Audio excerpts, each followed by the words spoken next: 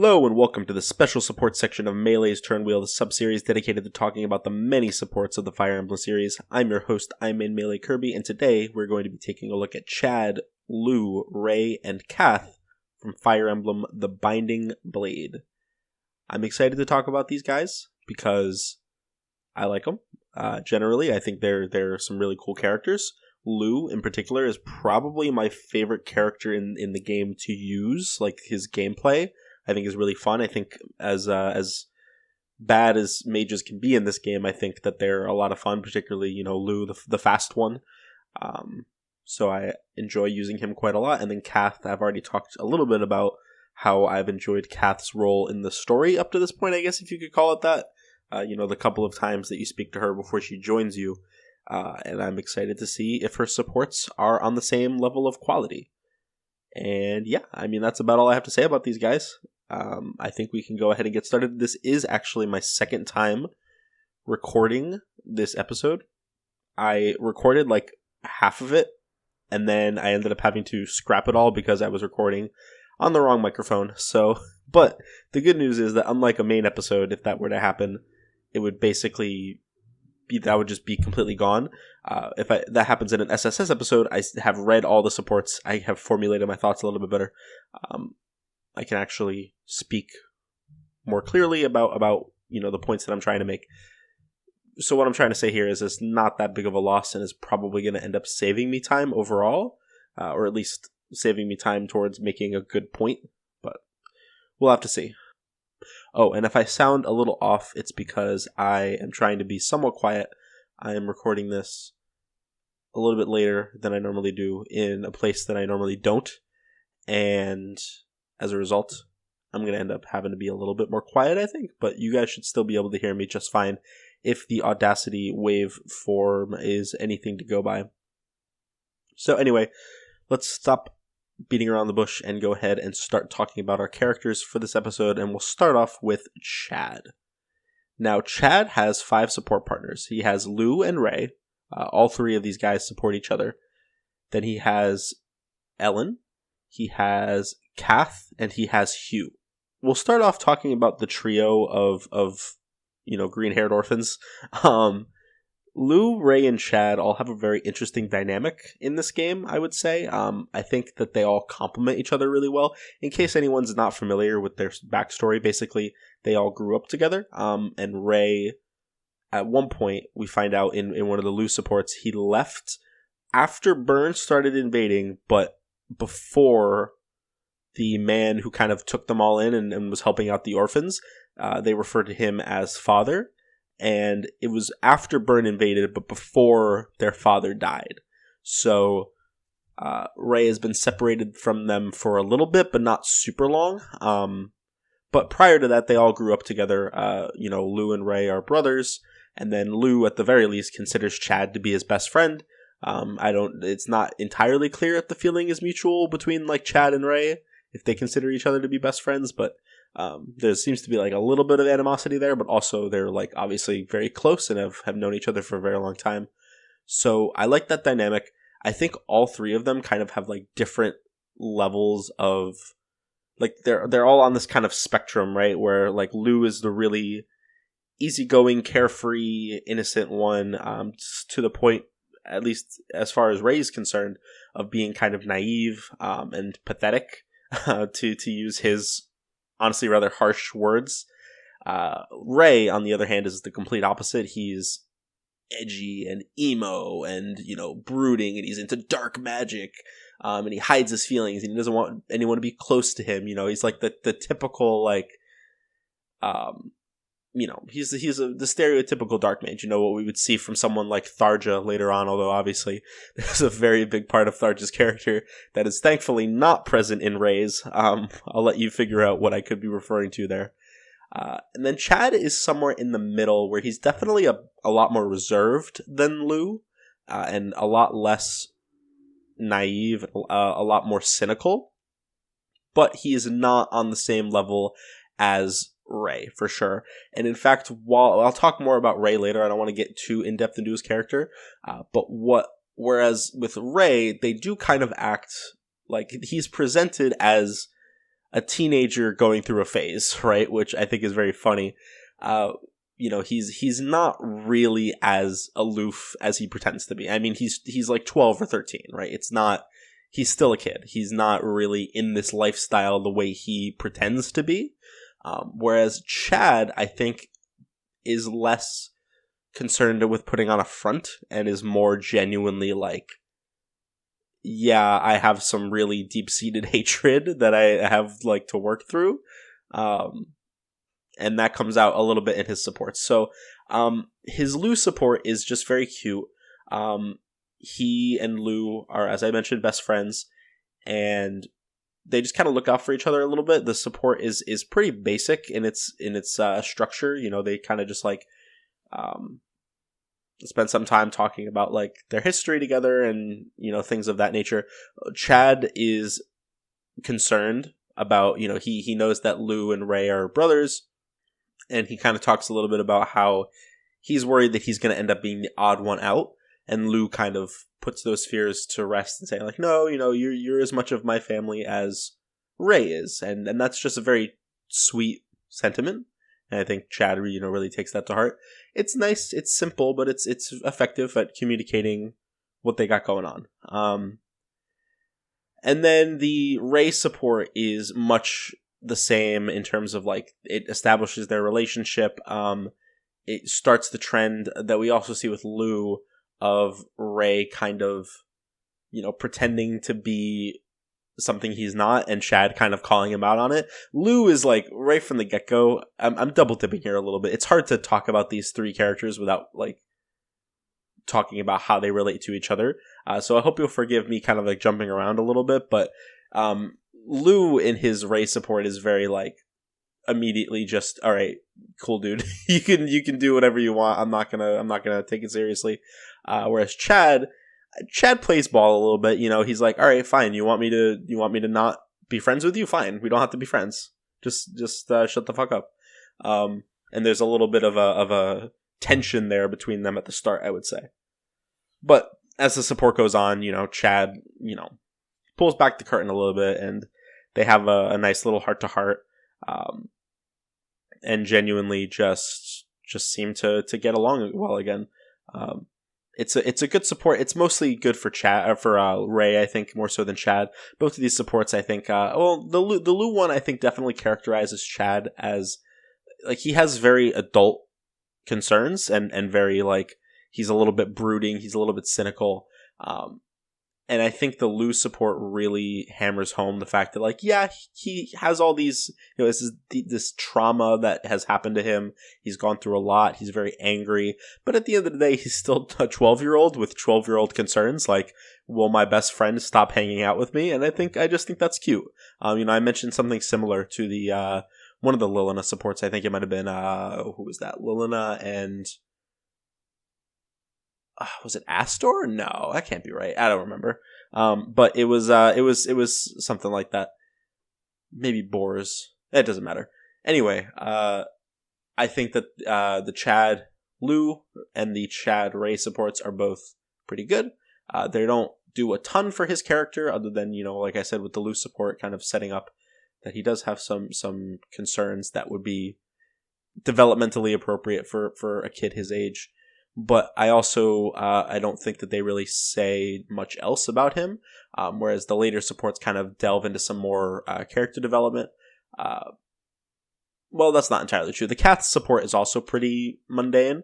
All that really happens in it is she tries to kind of like take him under her wing, saying like, "Oh, you're gonna be my servant" or whatever. And then he kind of like teases a little bit of his backstory, and she starts to get bummed out, but she's like, "Nope, I gotta stay optimistic. I can't let this bring me down." It's funny, it's cute. It's not really, it's probably his worst support, I would say, but it's still all right. It's not that bad. The Hugh support, I think, is actually really good. It's characterizes both Hugh and Chad in really interesting ways. Focusing on it from Chad's perspective to start off with, of course, we can kind of see like his perception of the world and how that sort of changes as Hugh kind of gets to know him better. Basically, Hugh lends him some money. It's funny from that perspective, he's like, "Oh, I only lend out money to hot girls, and he's like, but then he's like, oh, I'll make an exception for you at 33% interest or something like that. He lends out 3,000 gold and expects 4,000 gold by the next payday, which cannot be that far away if their pay structure is anything like, our modern day pay structure, but, doesn't really matter, I guess. But that part's funny. And then basically Chad just kind of like gives him the backstory of like, sort of why he needs the gold. I guess he was buying a sword so that he could like better fight, so that he could protect the orphanage or whatever. Like his I'm saving talking about his backstory until we get to the Ellen support, because that's where it like really comes out. But he, kind of like lays it all on the table here for Hugh. And Hugh, he tells Chad that basically he thinks children shouldn't be fighting, children should be laughing and smiling. He makes Chad laugh at some point, and Chad laughs and he's like, oh, so, you can laugh after all. I think you should be laughing more because you're still just a kid at the end of the day. That's what you're supposed to be doing. You're supposed to be out there having fun, playing around.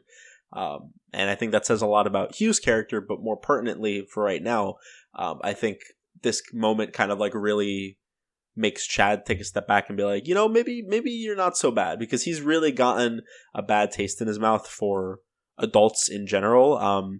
We see a little bit of this in the Ellen support, but he really has not had very good experiences with adults in general, even people who are like supposed to be helping him. So to find an adult here who not only treats him well, but is like willing to, like, who he seems genuinely invested in his success and his happiness, and I think that kind of just catches Chad off guard. It's interesting. I like it a lot. But the main meat and potatoes here, and what I really want to get to, is the Ellen support. The Ellen support is both it's primarily a backstory support. Ellen helps Chad out. There's a guy who got injured, and Ellen heals him. And Chad's like, that's weird. Back, when I was a kid, I've never seen another adult so willing to just use a heal staff on somebody, because apparently we've never really been made aware of this up to this point, but apparently heal staffs are kind of like precious commodities, which makes sense if you think about it. I mean, it's like a magical stick that can heal injuries. Like, that's a pretty big deal, that's something you see around every day. But he says, like, no person with a healing staff would ever use it on a commoner. Even people from the St. Elamine Church only use their healing staffs to help commoners if they're, like, gonna die, basically. And this guy doesn't seem like he was in danger of dying or anything like that. So Chad's just kind of caught off guard. And then at one point he tells Ellen his whole backstory, I was an orphan, I got taken in by father, Byrne attacked us, he tried to, I think he tried to protect their garden, because that was, their only food supply was this garden, and Byrne's soldiers were, trampling all over it, and he ended up getting himself killed as a result. So we kind of get a sense of, where he's at, and he kind of, lets it out that he has, this really deep-seated hatred in his heart for Byrne. Ellen at one point mentions that she's from Byrne, and he at first kind of freaks out. He runs away, but then later he comes back and is like, you're a good person, even if you're from Byrne. You've taught me now that not everyone from Byrne is a complete asshole, basically, and that's pretty cool. It's ultimately pretty simple.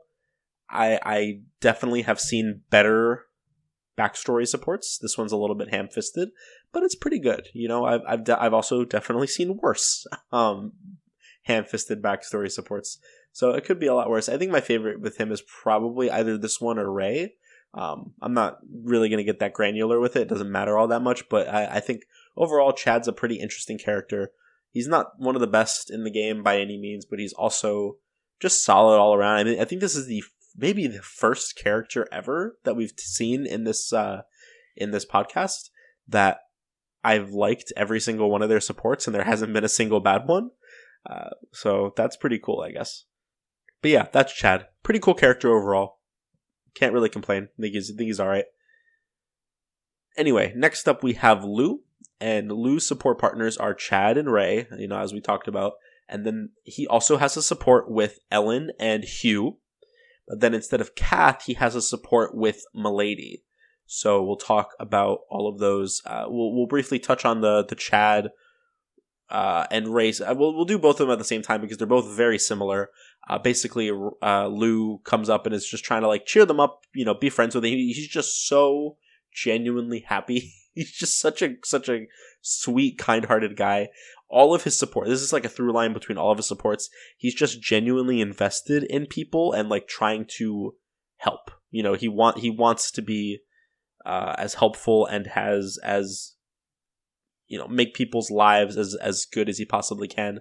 He does it with Chad. He kind of assuages his fears of like being left out once Raigh is in the picture. He really sees through Raigh's, I think. He doesn't really see through it. Like, he does have some concerns about it, but he knows that like Raigh, he never once considers that Raigh is like a bad or a changed person. All that really concerns him is he's like, do you see me as a burden? Because I guess Raigh left with a note saying like, I want to train my dark magic on my own. And when Lugh found that, he kind of was like, all right, well, if he doesn't want me there with him, he must see me as like holding him back. And I think that's kind of been weighing heavily on his mind. But he doesn't like, not for a second does he doubt Raigh and his intentions. He only ever has doubts about himself. And I think that that's telling, like his brother, who he cares about so much, who's been with him his entire life, just up and left with basically no warning and abandoned them, and ended up not being there to support Lugh in a very traumatic part of their lives when Chad and Lugh were there when their father died. And throughout all of that, he never once stops and thinks like, fuck Raigh. Maybe he does. We'll talk a little bit about that, but Lugh is actually very good about hiding some of this resentment that he has, but we'll talk a little bit more about that later. But as far as we're aware, he just doesn't do that with Raigh. He just only ever thinks like, am I doing something wrong? Which is honestly really sad. I think, Lugh's just such a great guy. And then of course he gets Raigh to soften up a little bit. Raigh is like, all right, no, I don't hate you or anything. You're not a burden. I promise that I'll come back and be with you guys. It's sweet. I like both of these supports a lot. This whole support triangle is just genuinely excellent. For FE6 standards, at least, which is, that's not a dig. I think they're all really good supports. I'm just saying, like, this is like the top tier, whereas I would say for most other games, this would be like the mid tier, probably. I don't know. Maybe I'm wrong. We'll have to see more as the game goes on. Okay, next is the Hugh support. The Hugh support is fun, basically because Hugh gets it. The main bullet points here: Hugh gets injured. Lugh is really worried about him and heals him, basically, and then takes care of him, nurses the wound. And Hugh is just so genuinely moved by this because we get a little bit of Hugh backstory here where he says, like, I was raised by my grandmother, but she was a bitch and never took care of me. So anytime I got injured like this, if it was minor, she wouldn't even like do anything about it. So he says that this is literally the first time anyone in my life has cared about me this much. So let's be best friends now. And Lugh is like, absolutely, let's fucking go. And now they're best friends, which is that's just great. I don't have anything else to say about that support. It's just nice. Lugh has such this amazing ability to like move the hearts and minds of the people in his life. And I think that's just super sweet.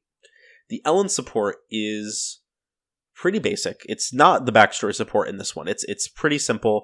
All it really does is basically Lugh wants to help out in the army. Ellen is like, oh, you're just a child, you shouldn't be fighting. And they kind of go back. There's not really like an argument there. It's more just like they kind of gain a mutual respect for each other, which I think is cool. But past that, it's not really anything to write home about. Again, I mentioned this in the very first SSS episode, but if I'm ever skipping through supports that you feel like I'm missing something or has more stuff worth talking about, then by all means, feel free to leave a complaint or tweet at me or whatever. Whatever works best for you.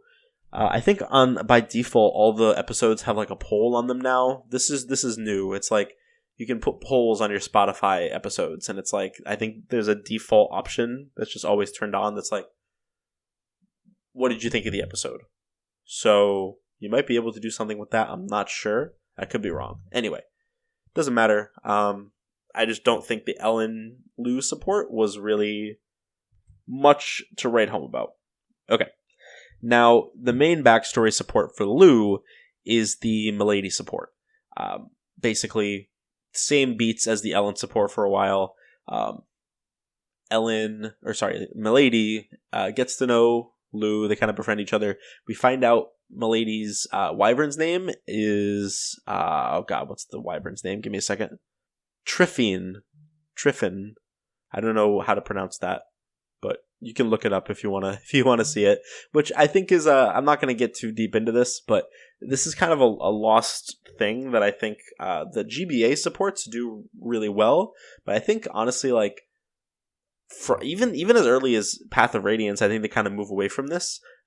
Like having the mounts be named and like work into their support to their characters. I mean, obviously with the exception of Minerva in Awakening, but that's like a whole other thing. That's like mostly fan service, I feel like. So no, I'm talking about just like, Milady's. I think Florina names her Pegasus. I think one of the Cavaliers in Sacred Stones, or one of the Wyvern Riders in Sacred Stones, has like their Wyvern or their mount is named. It just adds a little bit of extra texture to their character. And I mean, I don't know, maybe I'm overblowing it a little bit, but I like thinking, that's not just Milady, that's Milady and Triffin. And that's just cool. I like it. I wish they hadn't moved away from that, but anyway, not really worth harping on about. So the main thing here is that, Lugh is really, fond of Milady, and he likes her wyvern. He thinks that her wyvern's cute. He brings these fruit tarts, I think, or baked tarts. And the only reason I bring that up is because they're in like 3 Lugh supports. There are 3 separate Lugh supports where he brings someone extra baked tarts that he got from like the food supply guy. I just think it's a weird through line. But apparently he just really likes baked tarts. If you wanted to read a little bit too much into that, I feel like there's something you could draw from that of like, maybe they're not actually extra. Maybe he just likes giving his own away. But that's a stretch even for me. So I don't know if I'm gonna stand by that one. Anyway, the main thing that happens here is that Milady mentions that she's from Bern, and similarly to how Chad reacted, Lugh runs away from Milady. But in the A support, he comes back and he gives her like a whole backstory dump. And it's good. We actually get more details on it here than I think any of the other supports from either Chad or Raigh.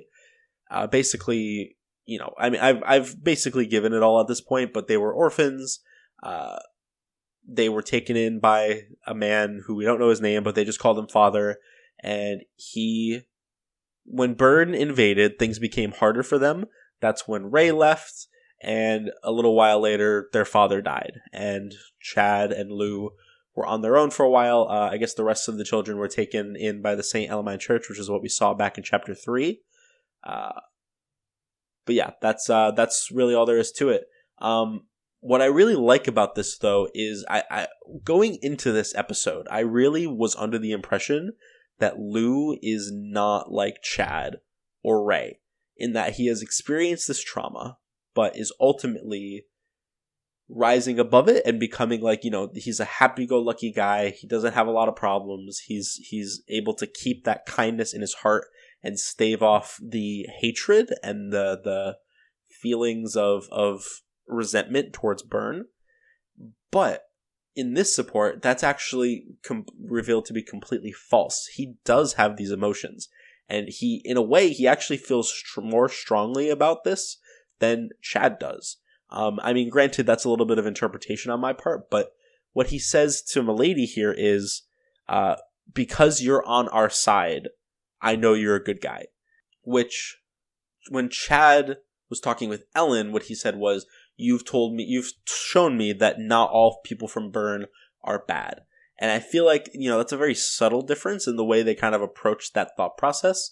But the fact that Lugh says, you're on our side, so I know you're not a bad person, it implies that, like, even if she was a good person, if she wasn't on their side, he would still hate her because she's from Burn.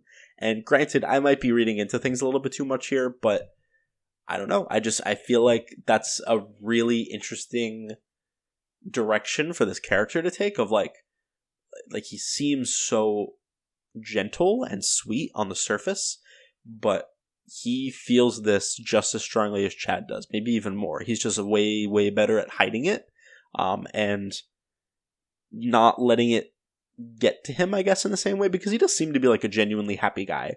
But that hatred is still there, and I think that's pretty cool, pretty interesting for his character. So overall, I like Lugh a lot. That's all I had to say. We can move on to Raigh now, and let's take a look at Raigh's support partners. This is where I got to in the last episode, if you couldn't tell, or with the last time I tried to record this episode. So I now actually have to go through and read the supports. So give me a second. Okay, so Raigh also has 5 support partners. He has Chad and Lugh, of course. He has Hugh, also. He has Nimue and Sophia. Nimue and Hugh actually also are both characters who we have not met yet in the main episodes. But Nimue, in case you aren't aware, is the grandmother that Hugh mentions in his support with Lugh. So we do recruit her at some point. That's going to be fun. I think I remember the Hugh Nimue support being quite funny. But let's go through and take a look at some of these supports. Okay.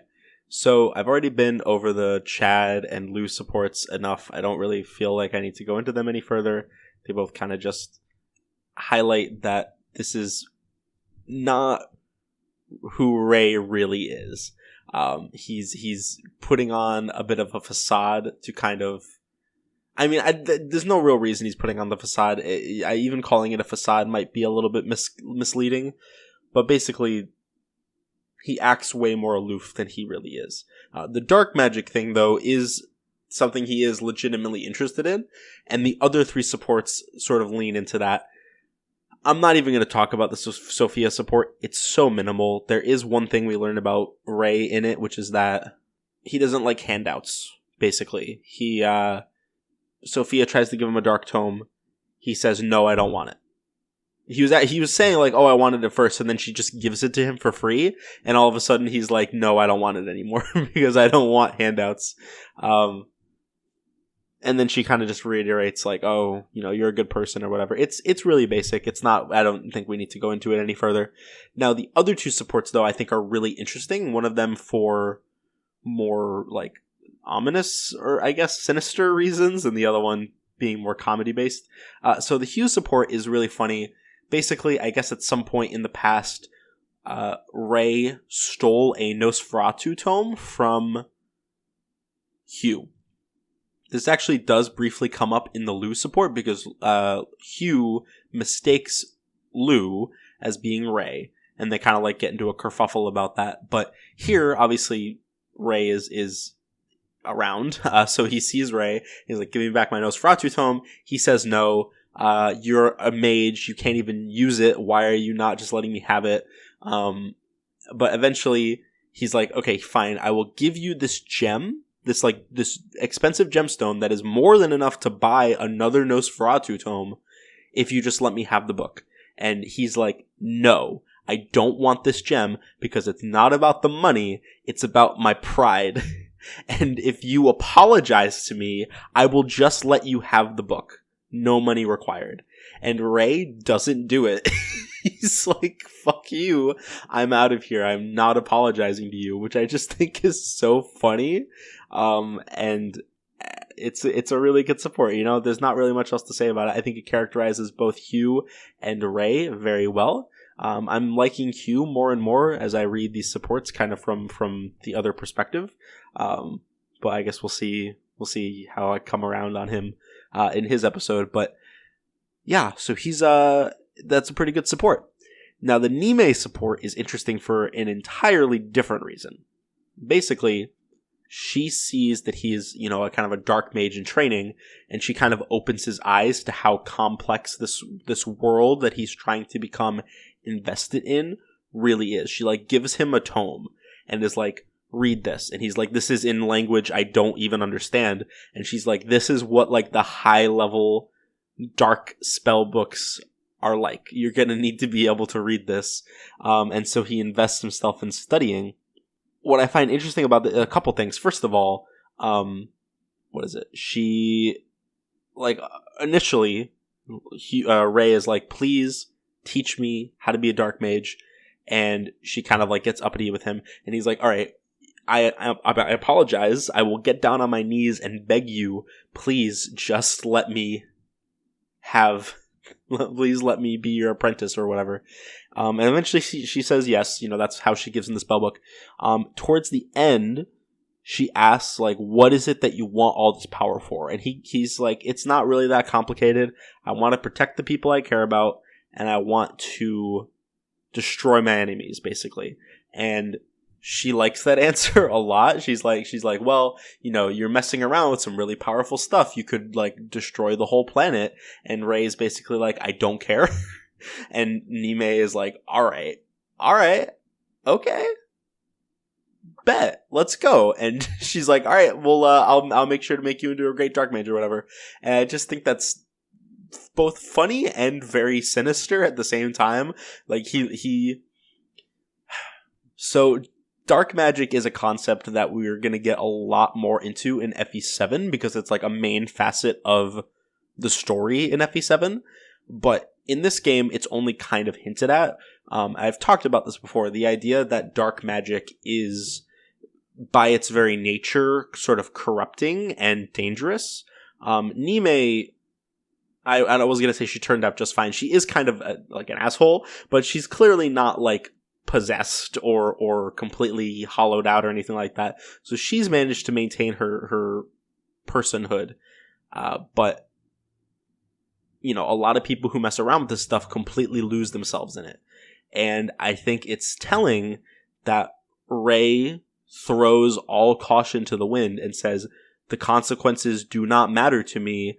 I will become a dark mage master.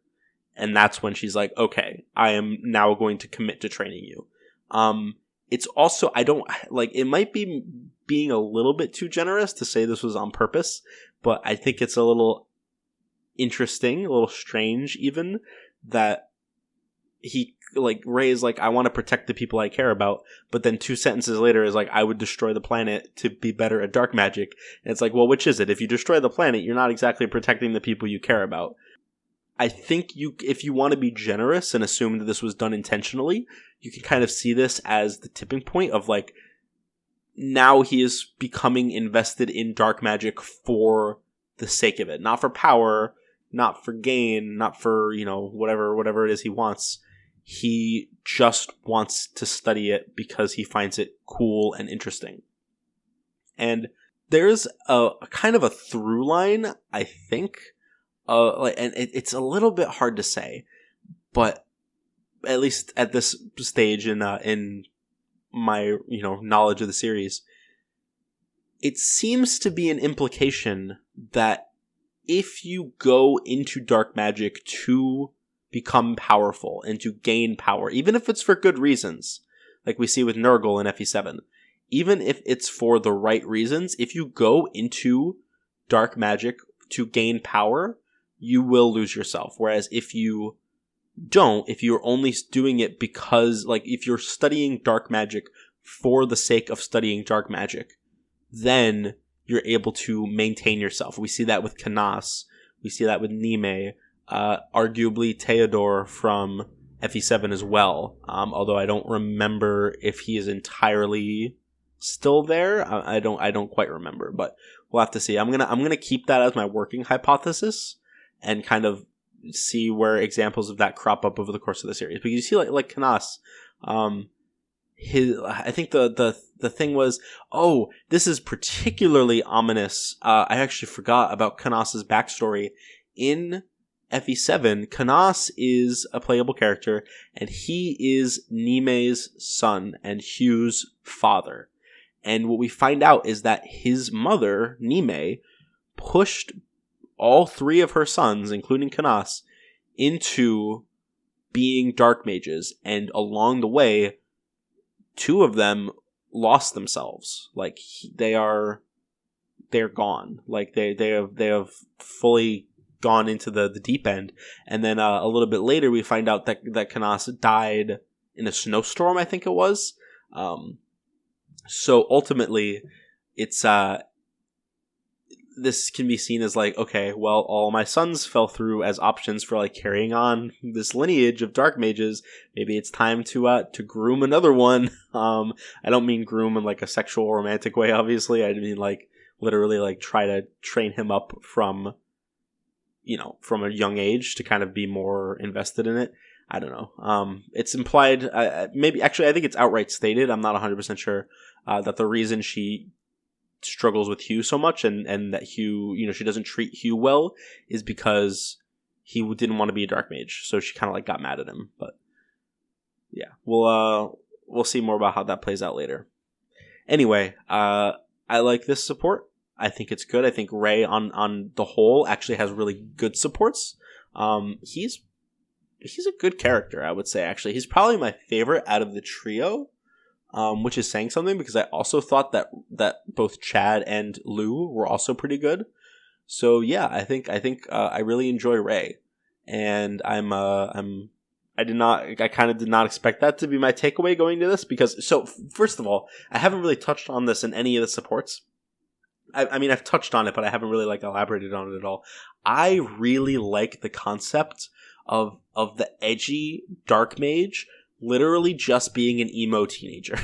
Like, we see this concept come up so many times, and sometimes they try to subvert it, like with Cath.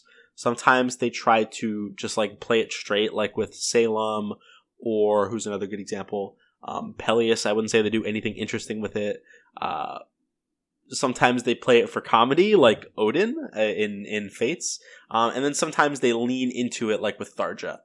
So the series has a really good track record of doing this concept a little bit differently each time, which I think is pretty good from a series that so often uses like the same character models over and over again. Like, oh, this is the early game mage who's just chipper and wants to help the main lord. Like how many times do they reuse that fucking character concept? Right? It's a lot.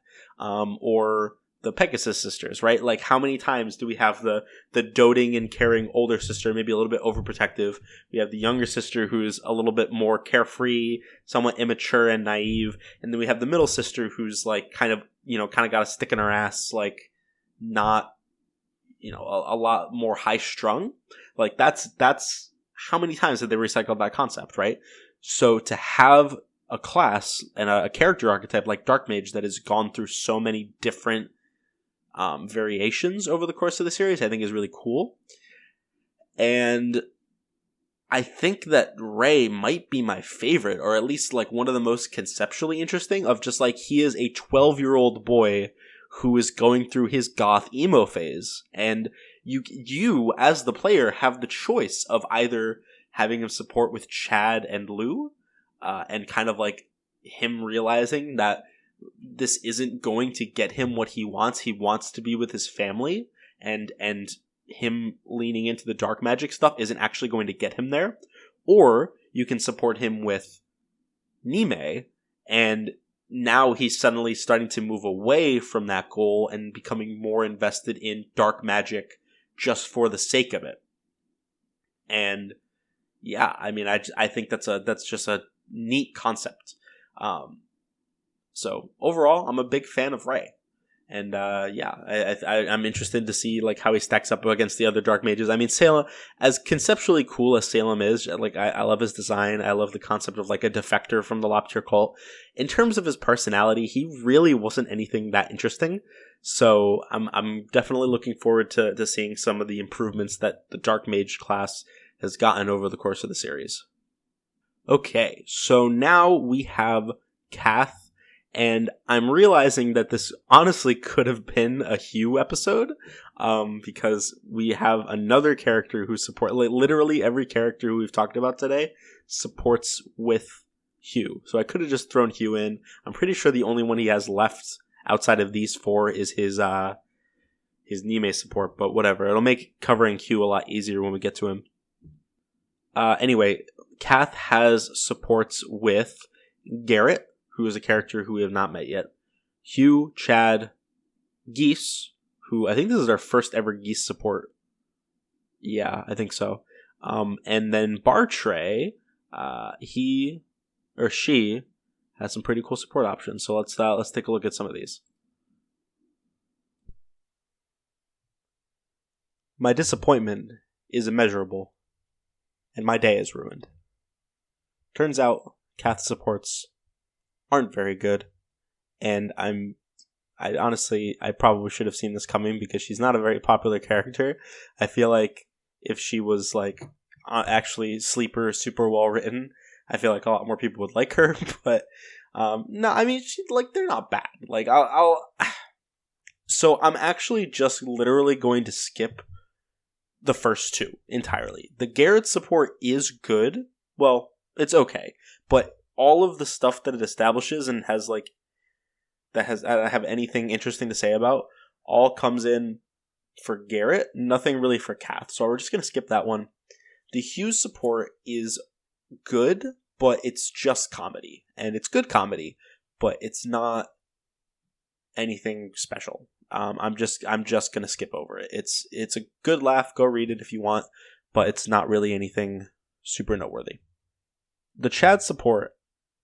The only thing I want to mention about this is what I talked about briefly when we talked about it in Chad's section, is that it really she has to fight to stay like infectiously optimistic. That's kind of like her thing. She wants to be the always happy-go-lucky, and I think that kind of ties into what we see in the other supports because she is primarily comedy support lady, and I think the Hugh and Geese supports, you could interpret her behavior and her actions in those supports as being like, this is what she does to stay ahead of her own emotions because she has a lot of undealt with shit that is like going through her mind, and I think this is how she kind of tries to push it down, I guess. And that's interesting. That could work as a character trait. They just don't really like explore that at all in any of her supports. Anyway, I'm getting ahead of myself. We'll talk about the Geese one. This is just another comedy support. The only real thing that I had to say more about this is it gives us a little Geese backstory, and I also personally think that this one is just funnier than the Hugh one, because like Cath, in the Hugh support, Cath is always on top of the ball. Like she keeps Hugh on his back feet the entire time, and that's funny in its own way. But at the end of the Geese support, he's like, I am so broke that it is not even worth stealing anything from me. I have mountains of debt. And at the end, she's just like, did I lose? She's the one who's kind of on the defensive here a little bit, like, metaphorically. And I just think that's funny. It's a good contrast to the rest of her supports where she is the more socially dominant one in, I think, basically all of them, except arguably the next one we're about to talk about, which is her Bartray support. This one, I want to like this one. It's a backstory support, and it's not even a bad backstory support. I think it's actually pretty good, but they just don't do enough with it. They don't take it far enough. Basically, she says, like, she talks a little bit about how her dad is a coward, but doesn't really get into it. Then the Beast support, she kind of like, she says like, oh, I stole some of your stuff, and Bartray's like, why did you do that, and why did you tell me about it? You could have just gotten away with it. And she kind of says like, oh, I mean, I usually only steal from the rich, so I don't really know why I stole these from you. To me, this implies that sometimes, and this kind of goes back into what I was saying, right, about like the comedy supports, I think sometimes she just steals because that's all she knows how to do. And it's like her way, it's her weird way of like bonding and connecting with people. This support seems to kind of contradict that, though, because she's like, I think I only did it because you look like my dad. This is the whole conceit of the support, is that he reminds her of her dad. So she thinks that, like, that's the reason. But honestly, I think it would have worked better if it was more of an examination of, like, because clearly she tries to steal from Geese. She tries to steal from Hugh. We see her try, she tries to steal a lot. So it's not really that she only steals from the rich. I think she only seriously steals from the rich. I think, when she's doing it with Geese and Hugh, she's just fucking with them.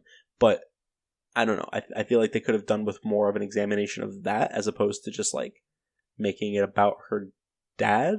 And then in the A support, we get the full backstory of, like, you see, this is the part where it just kind of drops the ball because this doesn't make any sense to me. So we found out during the main story when Roy recruited her for the first time, or no, I think it was chapter 8 support. So her second conversation, she says, a Marquess burned down my village. I'm pretty sure that's mostly what she leaves it at. She kind of implies that it was out of greed. So maybe there was, like, money there. Maybe they didn't pay their taxes or whatever.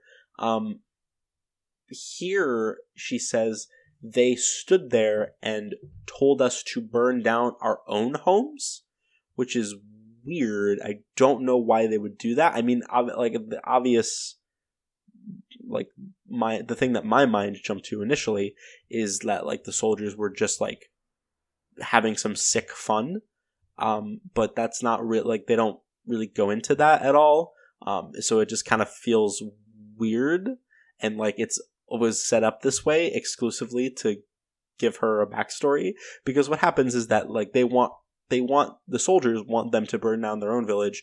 Everyone's refusing to do it, so they threaten them. We're like, we're going to kill you if you don't do this. So her dad does it, and that's why she hates her dad, because he didn't stand his ground. He caved to power, and Bartray said, well, he was just trying to protect you, and Cath doesn't really buy it, but she's willing to, like, think about it, I guess. It's fine, it's sweet. Characterizes Bartray, I think, pretty well. I mean, he is a literal father. This is very different from how we see him interact with Fur in his recruitment conversation. But I think when the chips are down, he can be a good dad. But that's getting into Bartray analysis, which we're not going to be doing for a while. So yeah, I mean, I don't know. I feel like this is really ham-fisted. There's some potential here that they just did not capitalize on. Overall, this is just like a really weak set of supports, and as much as I do still like Cath, because I think her the thought processes that she kind of starts within Roy, especially the point in the story in which she kind of brings this stuff up, is, I think, more than many characters in this game get, even with their supports. Like, half the cast of Ostia is probably still worse than Cath, if you ask me. But man, they did not do her great. They did not do her justice in her supports, I don't feel like. It's a shame. I think she had the potential to be a really cool and interesting character, and honestly, I still think she kind of is, but not a lot here is helping with that. I mean, I think that what I will say is that these are some genuinely funny comedy supports, more so than a lot of comedy supports especially later in the series. But even within this game, I think there have been pure comedy supports that I found less funny than these.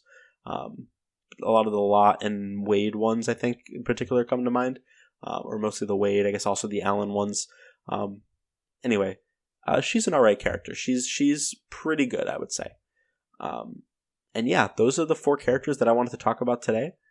My favorite of the 4 is probably Raigh, with Lugh pretty close behind, I think. And Chad and Lugh are, like, equal. I think Raigh stands, like, a little bit above them because I like him so much conceptually. And then Cath trailing the bottom. I think this is just a really good episode overall in terms of, like, the quality of the characters that were in it compared to the last episode. Even the first episode, I think, were with the Alan, Lance, Marcus, and Walt. I think literally every character in this episode I prefer to any of the characters in that episode. But anyway, let me know who you guys' favorite character from this episode was at immeasurable or email turmoilpodcast@gmail.com. And next time, who are we talking about next time? I think it's going to be some of the Nevada characters. Let me see real quick. I remember I had to squeeze Geese in somewhere because I had forgotten to include him. Okay, yeah, so next episode we're going to be talking about Igreen, Sophia, Faye, Garrett, and Astor. So some of the Nabata characters, and then Garrett, who we're going to meet in the next main episode, and Astor as well. So look forward to that. I will see you all next time. Bye-bye.